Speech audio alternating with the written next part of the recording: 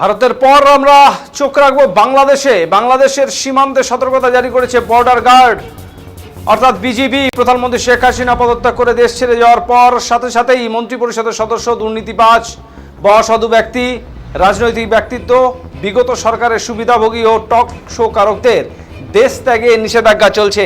বাংলাদেশের সীমান্ত দিয়ে যেন ভারতে কেউ আসতে না পারে এবং ভারত থেকেও অবৈধ অনুপ্রবেশ ঠেকাতে সীমান্ত এলাকায় নজরদারি বাড়ানো হয়েছে বিজেপির পক্ষ থেকে। ভারত বাংলাদেশ সীমান্ত এলাকায় কাউকে যেতে দেওয়া দিচ্ছে না বিজিবি। বাংলাদেশ সীমান্ত দিয়ে ভারতে পলায়ন রোধে বিজিবিকে তথ্য দিয়ে সহায়তার অনুরোধ বর্ডার গার্ড বাংলাদেশ। বুধবার বিজিবি সদর দপ্তরে এক খুদে বার্তায় এই অনুরোধ জানানো হয় সীমান্তে দায়িত্বে থাকা বিজিবি, পুলিশ ও ইমিগ্রেশনের কর্মকর্তাদের। ব্রাহ্মণবাড়িয়া, রাখাউড়া, বেনাপোল, হিলি, করিমগঞ্জ ও চ্যাংরাবান্ধা ইমিগ্রেশন চেকপোস্ট সহ বিভিন্ন সীমান্ত পথে ভারতগামী পাসপোর্টধারী যাত্রী পারাপারে বাড়তি সতর্কতা এবং সীমান্তে কঠোর নজরদারিতে রয়েছে ইমিগ্রেশন, পুলিশ ও বিজিবি। ভারতগামী পাসপোর্টধারী যাত্রীদের জিজ্ঞাসাবাদ ও যাচাই বাছাই করে ইমিগ্রেশন কাজ সম্পূর্ণ করে তবেই ভারত গমন করার অনুমতি দিচ্ছেন তারা। সন্দেহ হলে তাকে ফেরত পাঠাচ্ছে ইমিগ্রেশন কর্তৃপক্ষ। সীমান্তে বিজিবি জওয়ানরাও বাড়তি সতর্কতার পাশাপাশি ডগ স্কোয়াড নিয়ে তল্লাশি চালিয়ে যাচ্ছে। এ বিষয়ে যশোর ৪৯ বিজিবি ব্যাটালিয়ন অধিনায়ক লে কর্নেল সাইফুল্লাহ সিদ্দিকী জানিয়েছেন, কর্তৃপক্ষের নির্দেশক্রমে সীমান্ত এলাকায় নজরদারি বাড়ানো হয়েছে। যশোরের সীমান্ত পথ ব্যবহার করে কেউ যাতে অবৈধ অনুপ্রবেশ করতে না পারে সেজন্য বিজিবি সীমান্তে নজরদারি বাড়িয়েছে। বিশেষ করে রাতে টহল ব্যবস্থা আরও জোরদার করা হয়েছে। এছাড়া পরবর্তী নির্দেশ না দেওয়া পর্যন্ত এ আদেশ বলবৎ থাকবে। ঢাকা থেকে হাবিবুর রহমানের রিপোর্ট। সাম্প্রতিক সময়ে বিজিবির যে বাংলাদেশের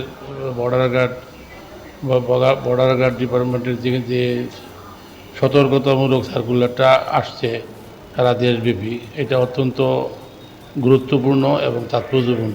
এই কারণে তাৎপর্যপূর্ণ, বাংলাদেশের বর্তমান যে সরকার ছিল, শেখ হাসিনা সরকার, ইস্তফা দিয়ে সে ইন্ডিয়াতে পলায়ন করছে।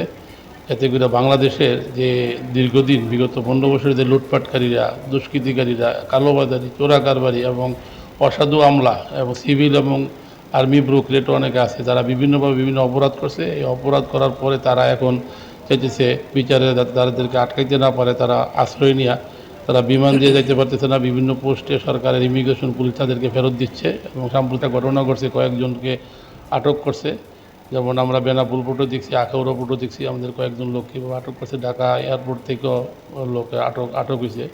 এটার কারণ হলো তারা অসাধু এবং তাদের বিভিন্ন প্রশ্ন আছে যে তারা অনেকে টাকা দিয়ে দেশের টাকা, রাষ্ট্রীয় সম্পদ লুটপাট করছে, সরকারের সাথে অসাধারণ করছে, সরকারের ক্ষতি করছে। এখানে দেখা গেছে যে 15 লক্ষ কোটি টাকা বর্তমান সরকারের বিভিন্ন জায়গা থেকে যে লুটপাটকারী অবস্থান আছে, তারা চাইতেছে দেশ থেকে আত্মগোপন করার জন্য। আত্মগোপন করার একটা প্রধান রাস্তা হলো আমাদের ইন্ডিয়ার বর্ডার। এই ইন্ডিয়ার যে বর্ডারগুলি আছে, এই সকল বর্ডারে সতর্কতা অবস্থা থাকার পরও কিছু জায়গা আছে যে আপনার এই যে ইমিগ্রেশন ছাড়া বের হইতে পারে। যেমন যশোরের একটা বর্ডার আছে ফুটখালি বর্ডার, এই ফুটখালি বর্ডার নদীও সংলগ্ন। এরপরে কুমিল্লা আখাউড়া ছাড়া রানীর বাজার আছে। তারপরে আপনার শালদা, এই যে এখানে শালদা নদীর পাড়ে এদিক থেকে বর্ডার আছে, সেই বর্ডার দিয়েও কিছু লোক আপনার এইভাবে পার হইতে পারে। তো সেই ক্ষেত্রে আমাদের আইনশৃঙ্খলা বাহিনী সহ আমাদের যে বিজিবি আছে, তারা সকলে সতর্কতা অবলম্বন করতে হবে এবং অদূর ভবিষ্যতে যাতে কেউ এখান থেকে যে মানে পুলিশের হস্তক্ষেপ ছাড়া তো বেরোতে না পারে, তা সদা সতর্ক থাকতে হবে। এবং বিজিবি মহোদয় যে কথা বলছে এটা অতি সত্যি, কারণ এই চোরা কারবারি, লুটপাটকারী এবং অবৈধ সম্পদ আহরণকারী দুই তাদেরকে আটকেতে না পারে বর্তমান সরকার তাদের বিচার করতে পারবে না। এবং যখন তারা দেশে পলায়ন হবে তখন তাদেরকে আর আটকানো যাবে না। এর জন্য তাদেরকে ধন্যবাদ। এবং বর্তমান সেনাপ্রধান সহ যে অন্তর্বর্তীকালীন সরকার হচ্ছে, এটা খুব ফলপ্রসূ দেখা যাচ্ছে। এবং এতে করে আমরাও আশাবাদী যে যাহাতে কোনো লোক, এই অবৈধ লোক যারা নাকি সম্পদ লুটপাট করছে এবং অবৈধ কর্মকাণ্ড করছে, তারা যেন পুলিশের চেক ছাড়া কিন্তু বের হইতে না পারে। এদিন সতর্ক, জনগণকে সতর্ক হইতে হবে এবং সর্বদা সকলকে সতর্ক অবস্থান নিয়ে কঠিন পরিস্থিতি নিয়ে গেলে তাইলে আমরা আশা করি যে এদেরকে আটকে একটা ভালো বিচারের ব্যবস্থা করতে পারবো।